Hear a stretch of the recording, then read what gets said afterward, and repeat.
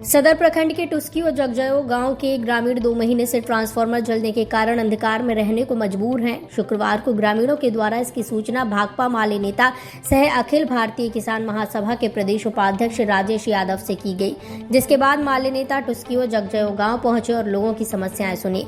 ग्रामीणों ने बताया कि 2 वर्ष पूर्व ही उनके गाँव का 25 kVA का दोनों ट्रांसफार्मर खराब हो गया था, जिसे प्रत्येक 10 दिन पर गाँव के लोग निजी खर्च कर बनाते आ रहे हैं, लेकिन 2 माह पूर्व दोनों ही ट्रांसफार्मर पूरी तरह से डेड हो गया है।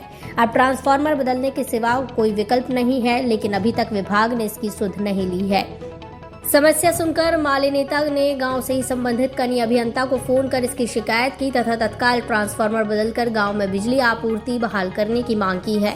साथ ही उन्होंने ग्रामीणों से इस माह के भीतर ट्रांसफार्मर बदली नहीं होने पर विभाग के सामने प्रदर्शन के लिए तैयार रहने की अपील की है।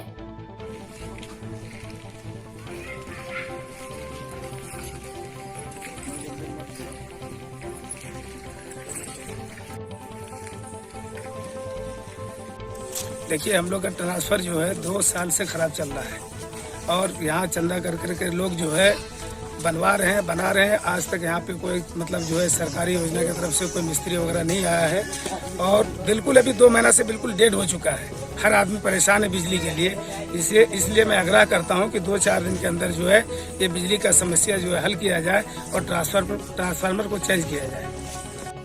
हम लोग 2 साल से परेशान हैं ट्रांसफार्मर के चक्कर में और इतना दिन बना के हम लोग थक गए। 1000-2000 रुपया हम लोग को लग गया है और फिर भी सही नहीं हुआ है।